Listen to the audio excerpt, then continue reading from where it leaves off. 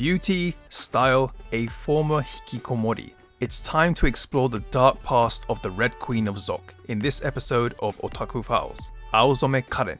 Most of us outside of Japan may not be aware of some of the more interesting personalities within the Japanese otaku landscape, so I thought I'd do a little video series and try to shed some light on these individuals. This is Otaku Files. As some that are already familiar with the idol scene might know, members of an idol group are usually assigned a color. This is a popular brand strategy for many idol group agencies, as it makes it easier to distinguish who is who at an idol concert and to let fans show who their oshi is through a pen light or some other merchandise. This is said to have started from the Showa era and spread by the popular idol group Momoiro Clover. For Aizome Karen of the infamous idol group Zok, her color is red. For Karen, red has actually been in her life from since she can remember.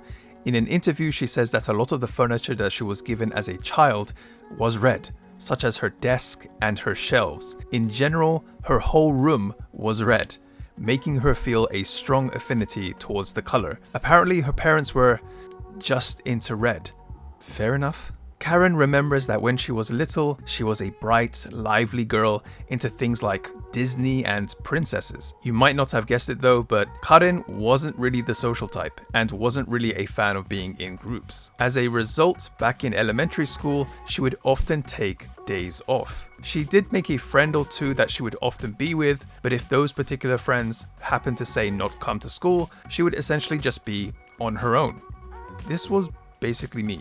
She says in an interview that she was scared of being bullied at school, even though it never really happened in the elementary school that she went to. Despite that, she decided to herself to only wear particular colors that wouldn't let her stand out, such as black, grey or brown. However, Karen also did ballet, and for that period, she told herself that it would be okay to wear brighter colors, like pink or red. She really cared about where she was in the school's social hierarchy just so she wouldn't be bullied, even though, as I already mentioned, bullying at the school never generally happened. I swear I've seen an anime character like this before.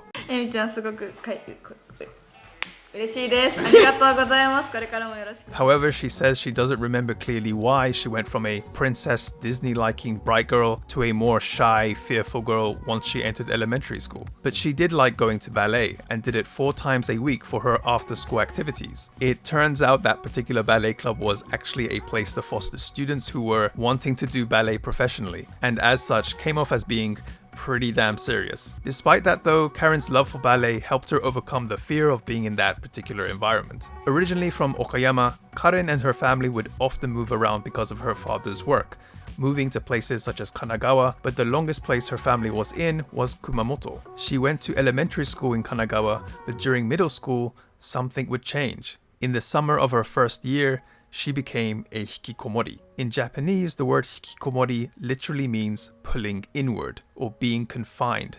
It's a general term for individuals who isolate themselves away from society. There are a number of reasons for why this can happen to individuals, and there are also many theories about the phenomenon of hikikomori in Japan, but maybe I'll go into that in a different video. Not liking school in the first place, it might seem easy to understand why this happened to Karen. However, in an interview, Karen mentions a big reason why she ended up becoming a hikikomori was due to a falling out with her best friend, who she had known since elementary school. Her friend was smart and pretty, but had a strong personality that was a bit hard to say no to. Being the more timid kind of person, Karen seemed to feel some discomfort towards her friend, but to her she was also everything, pretty much feeling that she was the only friend she had. Her friend seemed quite attached to Karen, sending her up to 10 messages whenever Karen would skip school, telling her that she should definitely come the next day. Thinking about it now, she knows that her friend probably meant well, but she actually felt really scared during those times. When Karen entered middle school, her friends seemed to become a lot more tougher towards her, which is what eventually led to the falling out. Now believing to be completely alone, Karen started to feel fear towards socializing, and that's when she stopped going to school and started her life as a hikikomori. Interestingly though, despite no longer going to school, She did continue her ballet lessons for a while, feeling that it was completely separate from school, but her ballet teacher ended up asking Karen about the situation, which unfortunately led to her stopping going to ballet lessons too. If it was someplace far, like going with her mum to the shopping mall by car, Karen would be perfectly fine, but she was too afraid to meet anyone from school in her neighborhood, which is why she mostly ended up staying in the house. Not being able to communicate with anyone around her age anymore directly, Karen did what a lot of hikikomori end up doing and started talking to people online. Perhaps wanting to have some sort of socialization through a social chat app, she actually became a member of an online community, talking to a variety of different people. Members she would often interact with and that actually became her friends included a 30-year-old single mother who worked at a konbini, a 46-year-old fellow hikikomori from Kagoshima, and a strikingly attractive 20-year-old transgender man. Yep, this is an anime plot. They would often talk about everyday life kind of things and small issues like how the 46-year-old hikikomori was worried that he couldn't pay his rent because his parents were no longer going to send him money. But don't worry, Karen encouraged him with, "As long as you're alive, you'll be fine." Sage advice. From an outsider's perspective, this might not seem to be the ideal community for a middle schooler, but for Karen, this community helped her get through a lot of tough times. They were kind to her and never judged her for not going to school, coming from a place of understanding.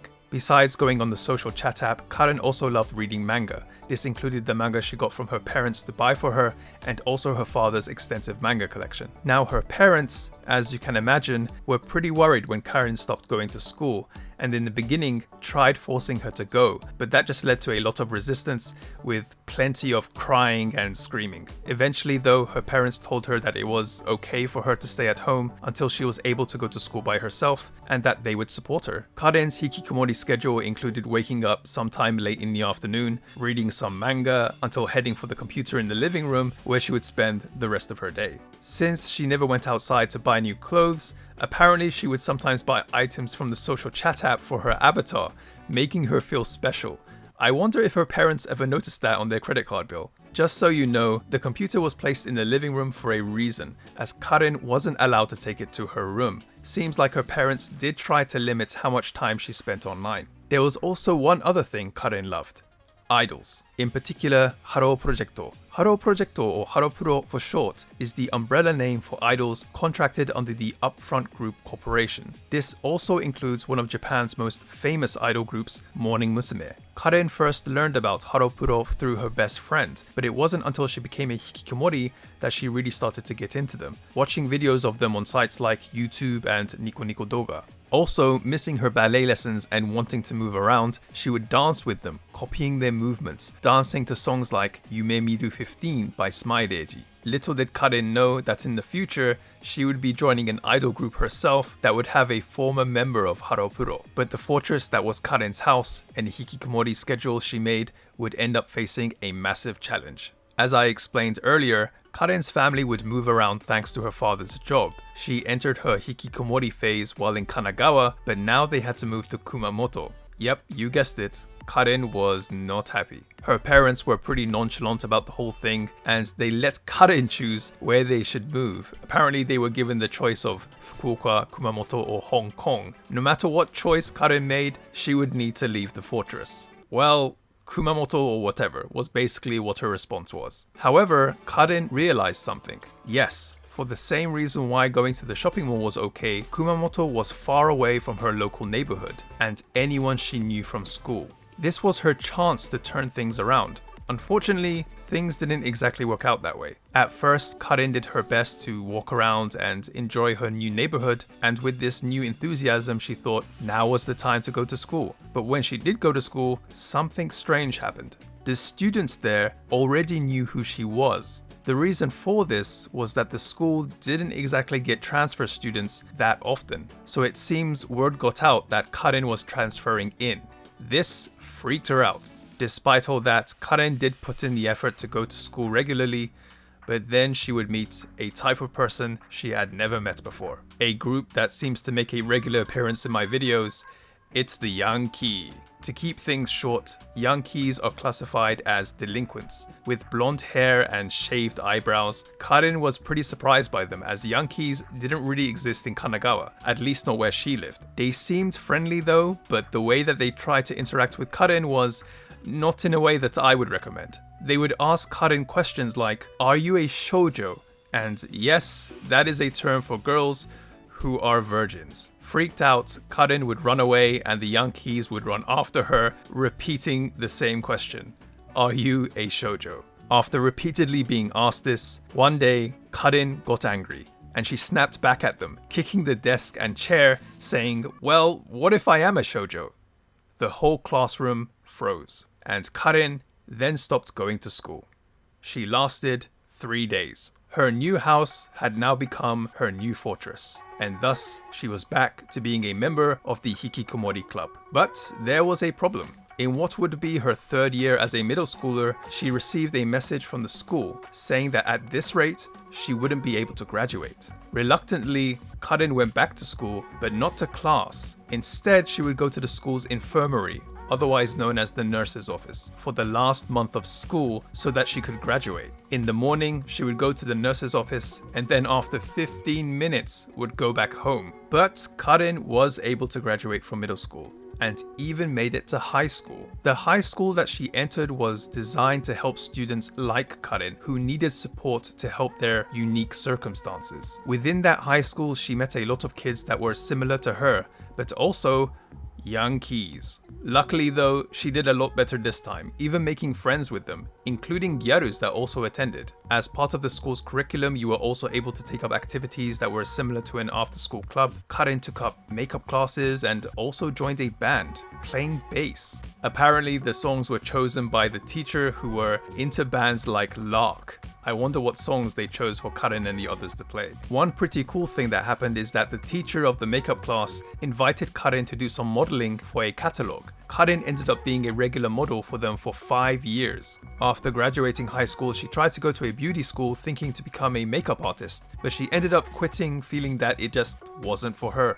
But then something else would happen that would change her life forever. As Karen was a fan of idols, she would follow different idols on Twitter. This actually includes Kashikati, someone I've covered in a different video. One time late at night, she just happened to spot a certain announcement. They were looking for applicants for the Miss ID competition. I have covered a bit about the Miss ID competition in a previous Otaku Files video, but as a recap, it's basically a competition set up by publisher Kodansha to discover new talented women that could, among other things, become an idol. On the spur of the moment, Karen decided to apply, not really expecting much to happen. If her application wasn't accepted, then she decided to just live out the rest of her days quietly. Well, those quiet days wouldn't be coming anytime soon, as she received word that her application was in fact accepted. The next step though was to go to Tokyo for a camera test.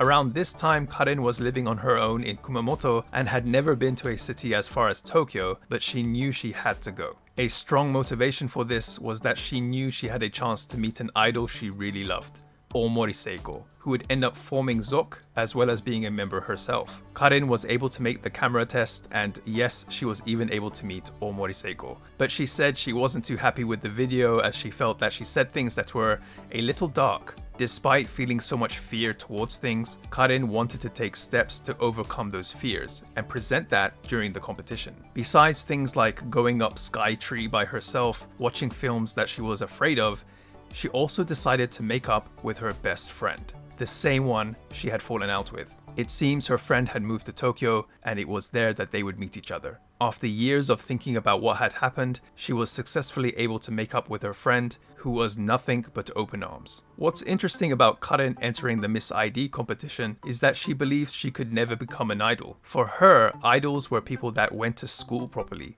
studied hard, were just cute and bright people. This was besides being amazing dancers and singers. She thought to herself, none of those apply to me. I'm just someone who watches idols from afar. Apparently, she even said something along the lines of, I'm interested in many things, but I won't be an idol during the competition. But for the final examination, she had to dance. And yes, out came that Hikikomori that would dance to idol videos. She danced to one of her favorite Haropuro songs, Cute's Tokaiko Junjo. That's where the judges, including Omori Seiko, knew that she had the moves. Karen won the Ozato Go prize. Yay.